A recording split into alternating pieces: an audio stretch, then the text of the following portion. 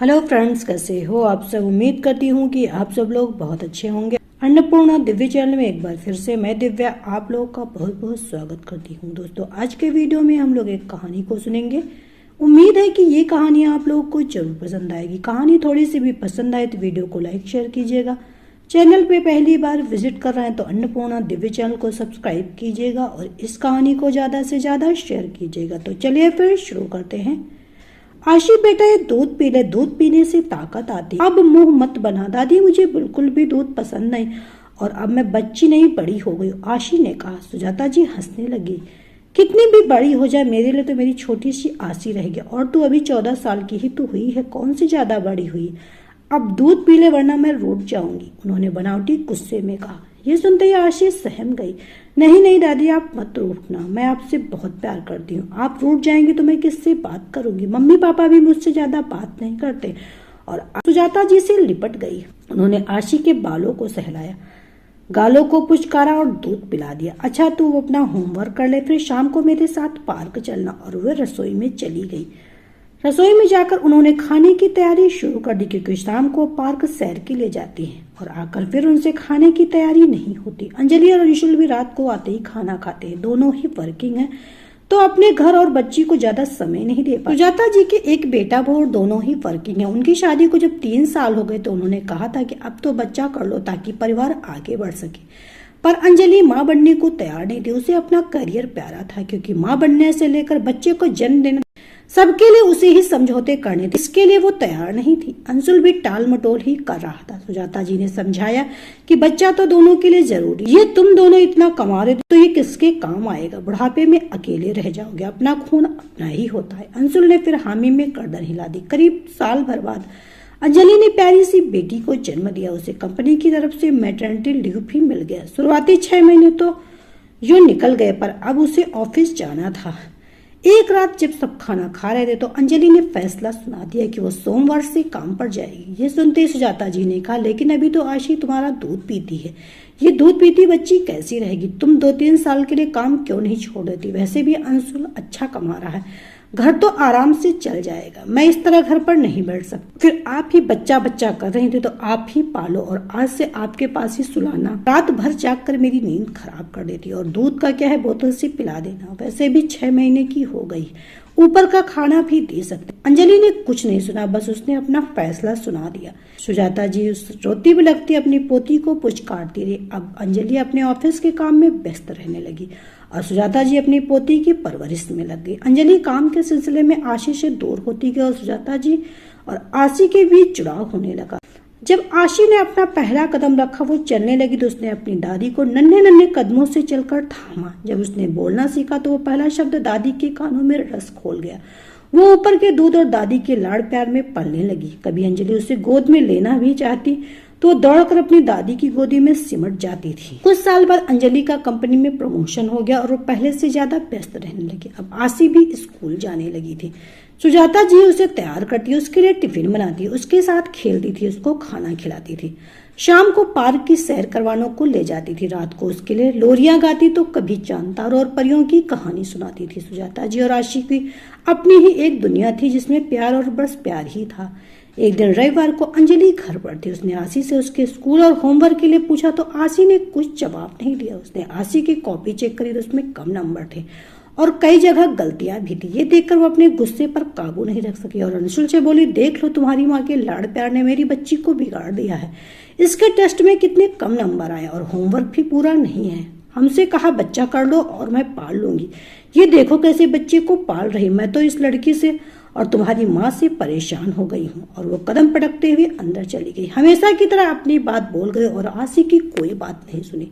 अंशुल आशी अपनी तरफ से पूरी कोशिश करती, पर कोई चीज उसको समझ नहीं आती। तो मैं क्या करूँ, मैं तो सामान्य पढ़ी लिखी हूँ, तुम दोनों के पास में समय नहीं है तो आशी के लिए ट्यूशन ही लगवा दो ताकि समय पर नियमित उसकी पढ़ाई पूरी हो जाएगी और वो पढ़ाई पर ध्यान दे। अंशुल ने आशी के लिए ट्यूशन लगवा दी। अब सुजाता जी सुबह तो उसे स्कूल छोड़ने जाती, दोपहर को लेने जाती और शाम को ट्यूशन भी लेने छोड़ने जाती थी।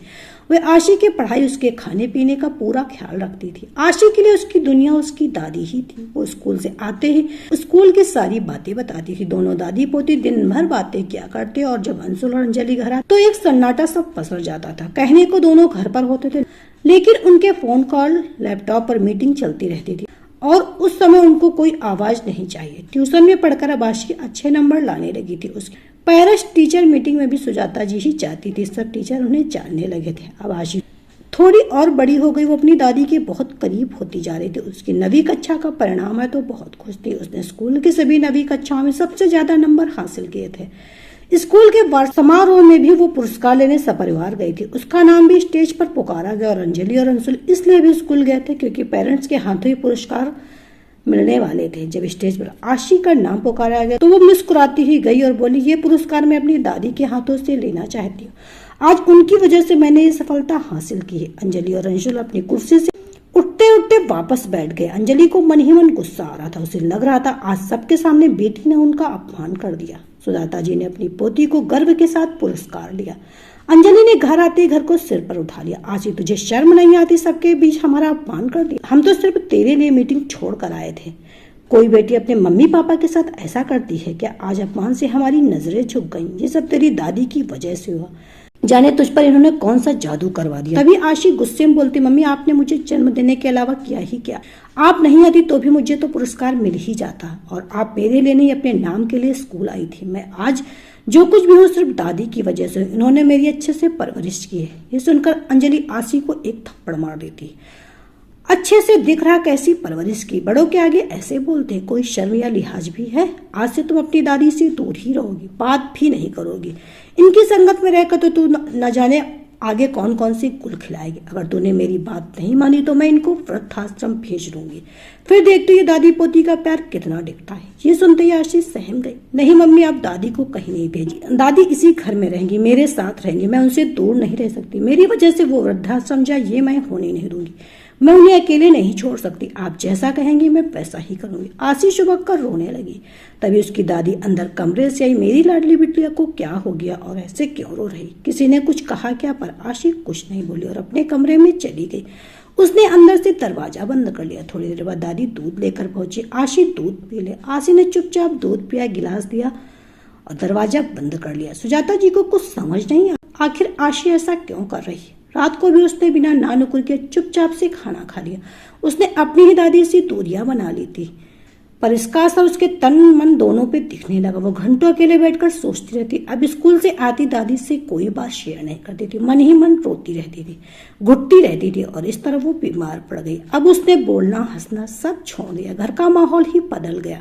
अंजलि और अंशुल अपने काम में उलझे रहते थे और आशी अपने कमरे में रहती थी। सुजाता जी अब बहुत परेशान होने लगी। अब उनका मन इस घर से उचट गया। अपनी पोती की वजह से वे खुश और व्यस्त रहती थी, तो अब उनकी पोती ने ही उनसे बोलना कम कर दिया। जब भी वो उसके पास जाती वो यही कहती, मुझे पढ़ाई करनी, परेशान मत करो, अब मैं 10वीं कक्षा में आ गई हूँ। एक दिन सुबह रविवार, सब लोग घर के बैठकर नाश्ता कर रहे थे। सुजाता जी ने भारी मन से अंशुल से कहा, मैं अब गांव वापस जाना चाहती हूँ। तेरे बाबूजी के जाने के बाद मैं अकेली रह गई थी। तू मुझे शहर ले आया और अब सब बड़े हो गए हैं, तुम सबको अपना काम है, पढ़ाई है, तो मुझे लगता है कि मेरी जरूरत किसी को नहीं। इसलिए तो आज का ही मेरा टिकट करवा दे। मैं वहां रहूंगी तो कम से कम कोई मुझसे बात तो करेगा, मेरा मन लग जाएगा और बुढ़ापा आराम से कट जाएगा। ये सुनते ही आशी अपनी दादी से लिपट कर रोने लगी। दादी आप मत जाओ, आपके बिना मैं कैसे रहूंगी। अगर आप गाँव जा रही तो मुझे भी ले चलिए। मैंने आपसे बात करना कम कर दिया क्योंकि मम्मी ने कहा था कि वो आपको वृद्धाश्रम भेज देंगी। मुझे लगा कम से कम आप घर में तो रहेंगी, मेरे आसपास तो रहेंगी, इसलिए मैंने आपसे दूरियां बना ली थी।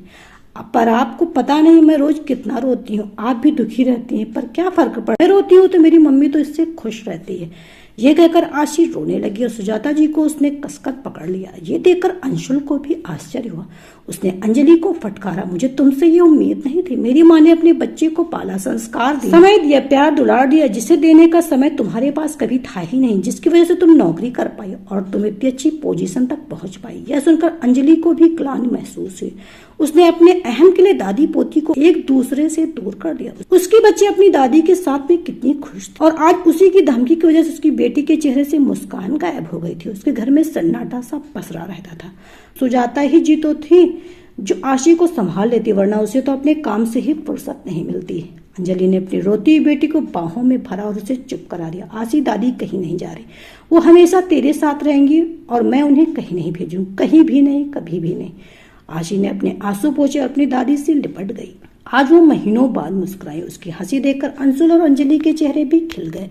तो दोस्तों, ये कहानी आपको कैसी लगी कमेंट सेक्शन में जरूर बताइएगा। उम्मीद है कि पसंद आई होगी। वीडियो पसंद आए तो वीडियो को लाइक शेयर कीजिएगा। चैनल पे पहली बार विजिट कर रहे हैं तो अन्नपूर्णा दिव्य चैनल को सब्सक्राइब कीजिएगा। तो चलिए फिर मिलते हैं नई कहानी के साथ नई वीडियो में। तब तक के लिए bye bye. Subscribe now and press the bell icon. Never miss an update.